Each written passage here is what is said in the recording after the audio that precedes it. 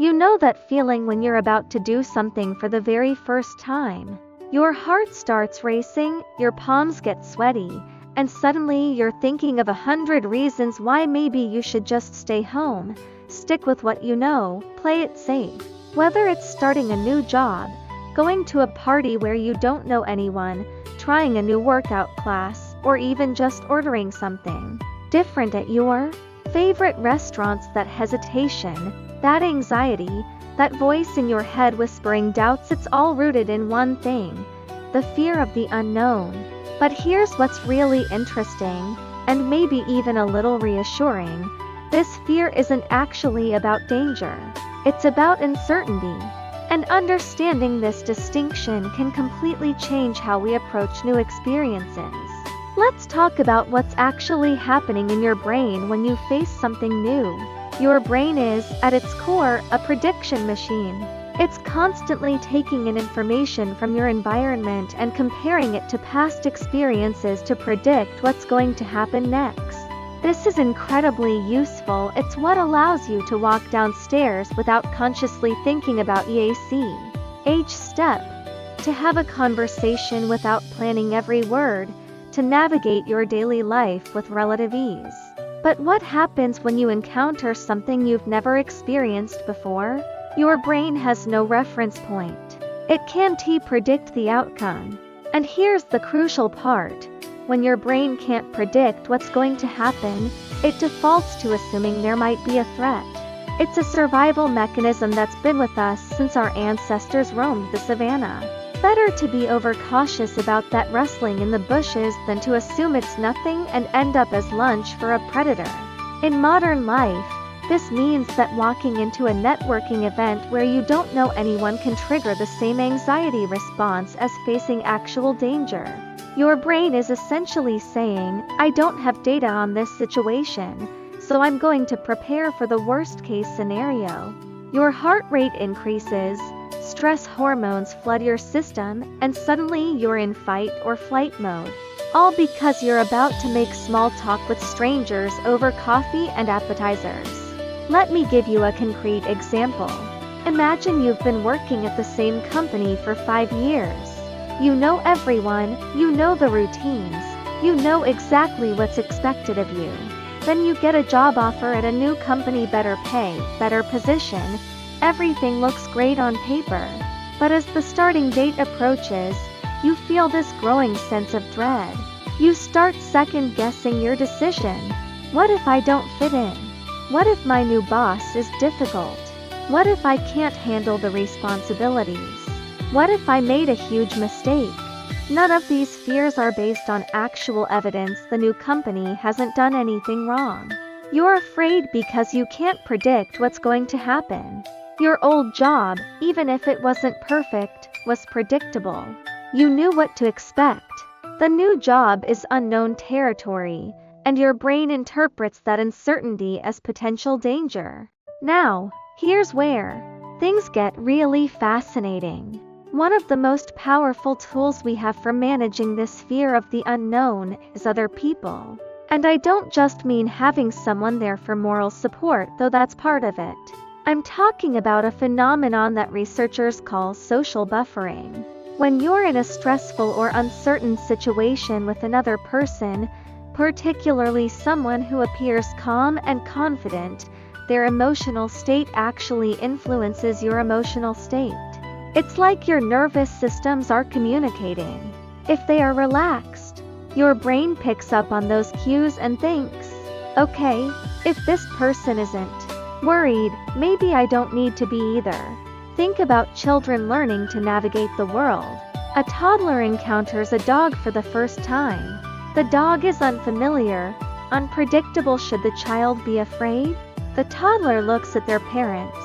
If the parent is smiling, relaxed, maybe petting the dog, the child's brain interprets this as, this sit. The valuation is safe. If the parent tenses up and pulls the child away, the brain learns, this is dangerous. The parent's emotional state provides crucial information about how to interpret this unknown situation. This doesn't stop being useful just because we grow up. Let's say you've always wanted to try rock climbing, but you're terrified of heights. Going to a climbing gym alone for the first time would be overwhelming. You don't know how the equipment works. You don't know the etiquette. You don't know if you'll be able to do it, and they are already anxious about the heights. But if you go with a friend who's an experienced climber, the entire experience changes. Your friend shows you how to put on the harness, explains how the auto belay system works, demonstrates the proper technique, and climbs alongside you on an easy route. They are calm and confident because they've done this 100 times. Their presence tells your brain, this is manageable. This is safe. You're still challenging yourself. You're still facing your fear of heights, but you have this social buffering that makes the uncertainty less threatening. And here's something even more interesting. The emotional regulation you get from being with a confident person isn't just psychological, it's physiological. Studies have shown that social buffering can actually lower cortisol levels, reduce heart rate, and decrease other stress markers. Your friend's presence isn't just making you feel better, it's literally changing your body's stress response. But perhaps the most powerful insight about fear and the unknown is this: the first time is disproportionately difficult. There's something almost magical about doing something once. Just once. And how dramatically it changes your relationship with that activity. Let's go back to that rock climbing example. That first time at the climbing gym, even with your friends there, you're probably still nervous. Your hands might shake as you tie into the rope. You might pause halfway up the wall, frozen with fear. You might not even make it to the top. But you tried. You experienced it. You survived. And now your brain has data. The second time you go climbing, something remarkable happens. You're still probably a little nervous after all. You're still dealing with heights. You're still challenging yourself physically. But that overwhelming anxiety from the first time? It's dramatically reduced. Why? Because your brain can now predict what's going to happen. You know what the harness feels like. You know how the rope system works. You know what it feels like to be up on that wall. The unknown has become known. And with each subsequent experience, the fear continues to diminish. Not because the activity has become objectively safer. Rock climbing is still rock climbing, but because you've built a database of experiences. Your brain no longer has to assume the worst-case scenario because it has actual data to work with. I saw this transformation in my own life when I started teaching.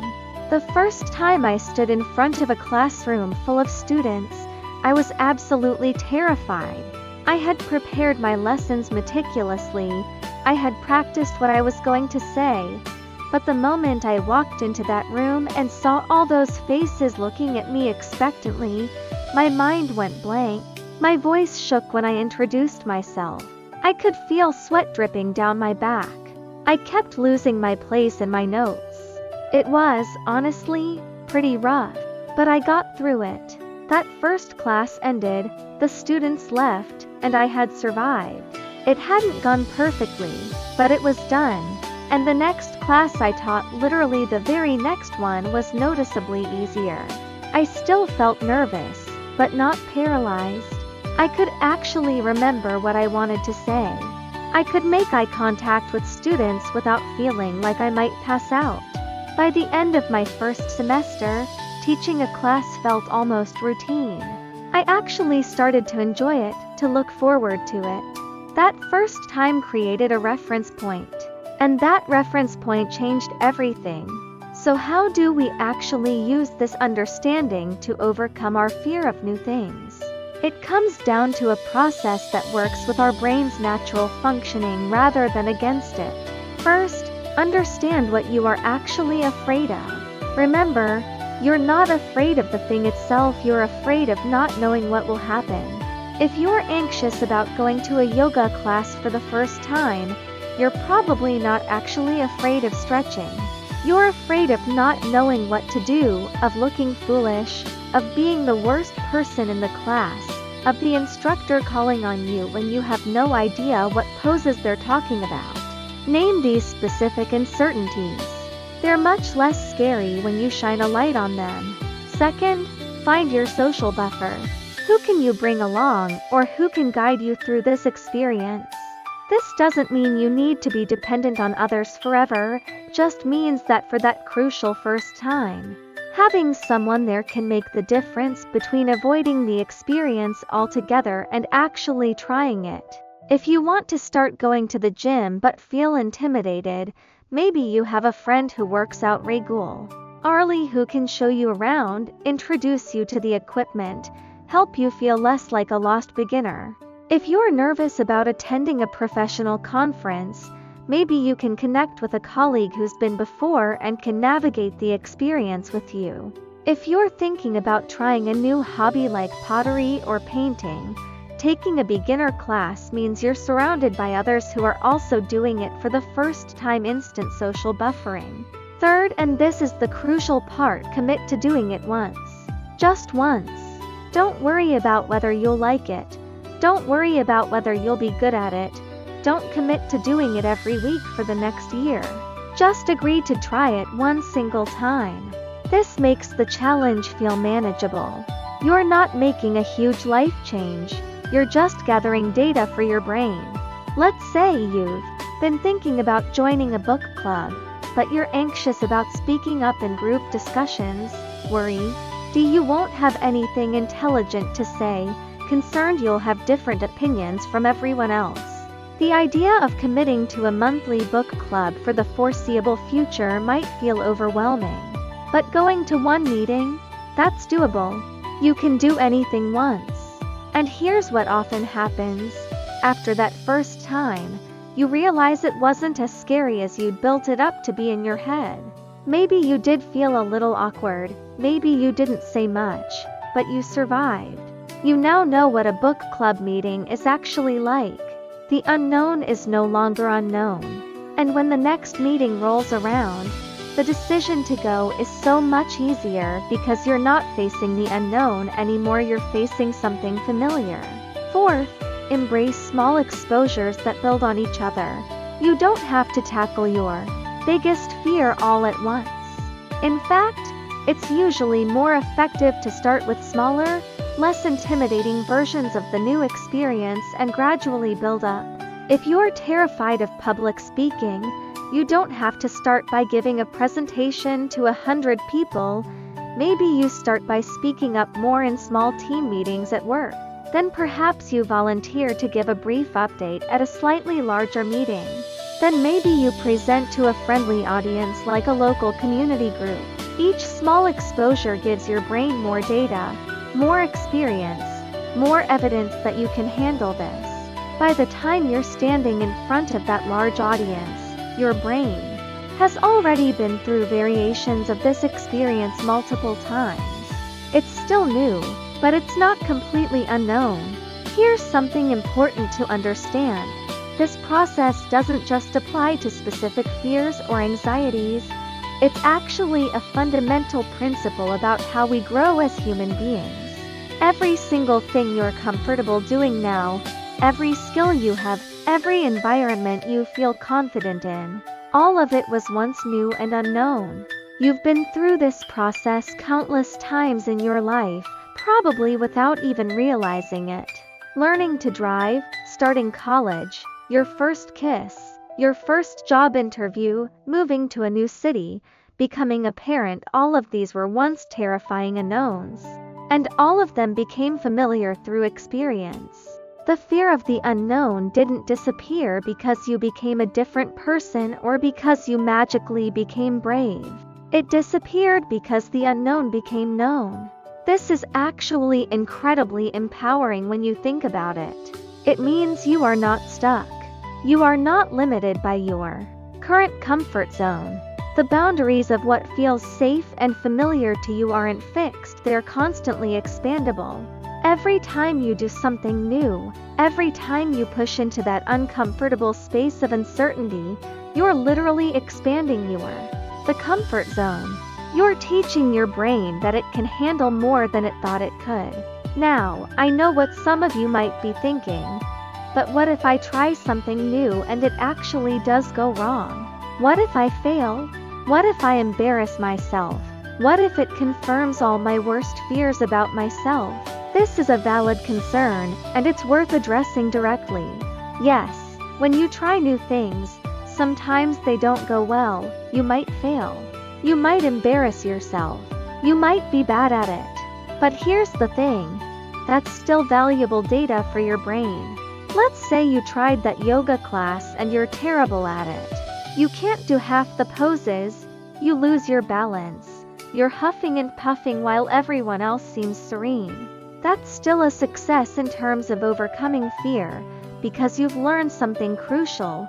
You tried yoga, you weren't good at it, and you survived. The world didn't end. People didn't point and laugh. You just experienced being a beginner at something, which is an uncomfortable but ultimately harmless state. Now you have information. Maybe you realize yoga isn't for you, and that's fine, you can try something else. Or maybe you realize that everyone has to start somewhere, and being bad at something at first doesn't actually feel as catastrophic as you imagined it would. Either way, the unknown has become known. You've faced your fear and come out the other side. In fact, experiencing small failures in low-stakes situations is incredibly valuable. It teaches you that failure isn't the end of the world. It builds resilience. Every time you try something and it doesn't go perfectly, but you're okay anyway, you're proving to yourself that you can handle difficulties and imperfections. This makes you braver for the next new thing you want to try. Here's something really beautiful about this process. It compounds over time. Every new thing you try doesn't just make that specific thing less scary. It actually makes you more comfortable with newness in general. When you've been through the process of facing the unknown and coming out okay several times, your brain starts to recognize the pattern. It learns, oh, this is that thing where we're nervous at first, but then it turns out to be fine once we have some experience. This doesn't eliminate the fear entirely. You'll probably always feel some nervousness when facing something truly new. But it becomes a less intense fear, and more importantly, you trust yourself to handle it. Think of it like building a muscle. The first time you go to the gym and try to lift weights, it's really hard. Your muscles aren't developed, but if you keep going, gradually those muscles get stronger. Eventually, weights that seemed impossible at first became easy. You can then progress to heavier weights. Your capacity has increased. Facing fear works the same way. The first time you push yourself out of your comfort zone, it takes enormous effort. But each time you do it, you're building your courage muscle and your tolerance for uncertainty muscle. Over time, doing new things becomes less daunting because you've proven to yourself repeatedly that you can handle the discomfort of the unknown. We fear new things because our brains are designed to fear uncertainty. But we don't have to be prisoners of this design. We can work with our brain's natural processes, seeking social support, starting with small exposures. Building experience gradually to expand our lives beyond the narrow confines of what's already familiar. The most important thing to remember is this: the fear you feel before trying something new is not an accurate predictor of how difficult or dangerous that thing actually is. It's just your brain's way of saying, I don't have enough information about this yet. And there's only one way to give your brain that information. Try it once. That first time might be uncomfortable. It might be scary. You might not even enjoy it. But it will never be as scary as it is right now, when it's still completely unknown. Once you've done it once, you've broken through the biggest barrier. Everything after that first time is easier. So whatever new thing has been calling to you, that hobby you've been curious about, that career change you've been considering, that social situation you've been avoiding, that physical challenge you've been putting off, remember that your fear is not evidence that you can't do it. It's just evidence that you haven't done it yet. And the distance between haven't done it yet and have done it once is often much shorter than we imagine. It's just one moment of courage, one decision to step into the unknown despite the discomfort, ideally with someone supportive by your side. Because we fear the first time, but the second time is already easier.